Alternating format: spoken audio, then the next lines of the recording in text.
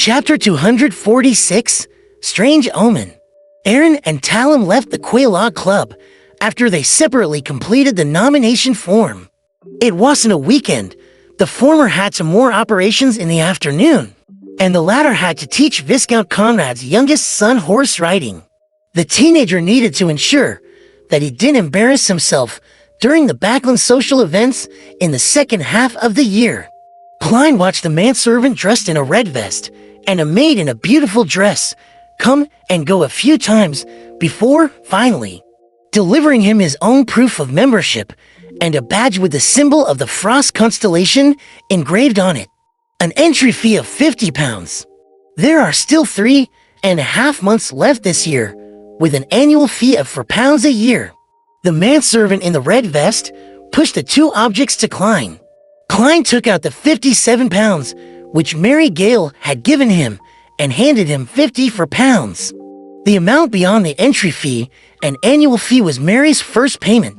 She was very pleased with how quickly Klein obtained information on Doragoo Gale's mistress, as well as her photo. £50 membership, Madam Mary is such a generous lady. While Klein watched the manservant and the maid verify the money and confirm the exact amount, he recalled Stellan Sammer's private introduction.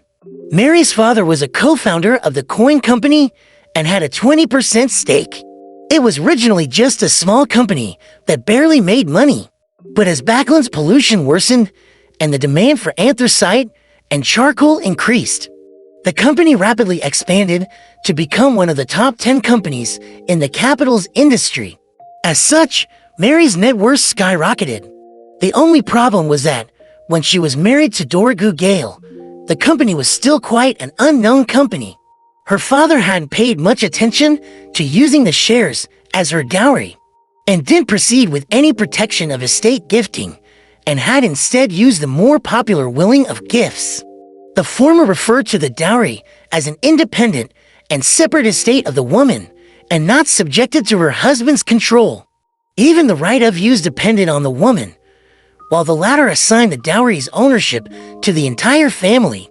However, the husband had to immediately make a valid will to promise that if he passed away before his partner, the split of the estate would be 2-2 for times the rights and interests of the dowry received, after which the rest would proceed according to the normal inheritance laws, which could effectively guarantee the livelihood of the widow. If Mary initiated a divorce before she could get evidence of Doragoo's adultery, the coin company's shares would be divided equally between both parties. Klein remembered Stellan saying enviously, the current value of those shares is currently close to 20,000 gold pounds. Adding the other property in their name, Mary is a truly wealthy lady. Once she's divorced, she will definitely become the target of many men in Backland, including some nobles. That's only enough money for Miss Justice to assassinate Ambassador Bakerland twice. Klein suddenly thought about that when he saw the red-vested manservant and the good-looking maid bow at him. Mr. Moriarty, welcome to the Quelaw Club. Upon hearing this, Klein picked up the proof of membership and the Frost badge. The former was made of elastic paper, which looked like a card with Klein's name and his membership start date on it. After applying an imprint of his index finger, the proof of membership was officially ready for use. The latter was the Quelaw Club's distinctive badge, named for its founding in early November, which corresponded to the month of the Frost constellation. The symbol and the number 192 were printed on the front, followed by Sherlock Moriarty imprinted on the back. The club now has 192 members, Klein asked casually. Yes, our club doesn't accept people without a recommendation. The red-vested manservant beamed and introduced.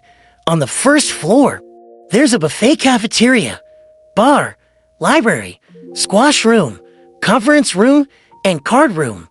You can use them all for free. The food and wine are free for your sampling as well. There are 16 lounge rooms and 2 small conference rooms on the second floor. They are also free and can be used as long as they aren't occupied. The good-looking maid pointed to the rear and said, there are 2 tennis courts on the lawn, totally free of charge. There are 2 shooting ranges underground, and you only need to pay the corresponding rental fee of the equipment. If you aren't satisfied with a simple buffet, you can order a la carte. We have an exclusive chef, and you just need to pay for the ingredients. Board, lodging, and entertainment are all provided for, as expected of a high-end club. Klein sincerely thanked Mrs. Mary. He smiled warmly and said, "Send someone to show me around so that I can familiarize myself with the environment. Afterward, give me a lounge to take an afternoon nap." "All right." The red man's servant made an inviting gesture. After familiarizing himself with the Quail Law Club's environment, Klein entered a lounge and carefully studied the layout of the place. He discovered it was similar to a hotel room of the later generation. It was said to be decorated in the Inca style. I have to consider how to obtain evidence of Dorgas' affair tomorrow. It's simply impossible to hide the flash of the camera. In other words, I only have one shot at taking a picture, and if I do that, I'll definitely be kicked out of the club. I have to think of a safe way. I'll read through the papers later and try to determine the progress regarding Ian's case through the news. From there, I can determine which 3 days I should be guarded. Klein paced back and forth, lost in thought. At that moment, his heart suddenly palpitated as he tensed up. Is this the premonition of a clown? However, there are no scenes in my mind. Klein felt the air around him turn still, like it was the calm before the storm. Soon, this feeling disappeared, as if nothing had happened. Could it be that danger is approaching? But nothing like this happened when I was attacked by Merceau. Puzzled, Klein pulled out a coin and divined if he would be attacked in the next few days. The answer was negative. After thinking for a few seconds, Klein drew the curtains and pretended to take an afternoon nap. He took 4 steps counterclockwise and went above the gray fog. He sat down and pondered for a long time before muttering to himself, "I will be in grave danger in the next few days." After repeating the statement, he flicked the coin again and saw the copper-colored object tumble down and land in his open palm. This time, the portrait of the king was facing up. It meant a positive result. My reaction just now really was an omen that danger is coming. Klein narrowed his eyes and leaned back in his chair. He was rather puzzled by this matter. Whether it was as a seer or clown, they had never displayed such abilities before. Even if they could predict danger, it was because the target was right in front of him or beside him. There was nobody around me. From the fact that my divination was misled, it must have involved a relatively higher sequencer. Most likely Bakerland's assistant in the end. It actually gave me a premonition? This isn't scientific. Uthas isn't mystic. There must be something else behind it. But I can't be certain. Why yet? Klein looked around and saw the boundless fog, crimson and still, the palace standing as it had always stood. He reined in his doubts and temporarily stopped thinking about the reason. Instead, he focused his attention on the attack that was about to occur.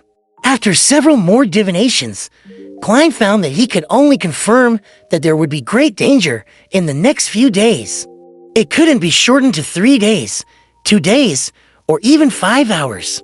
In other words, he could only obtain a somewhat vague revelation. And in a dream divination, he saw Ian dressed in his old coat, standing in the street with the elegant gas lamps and the blurry crimson moon behind him.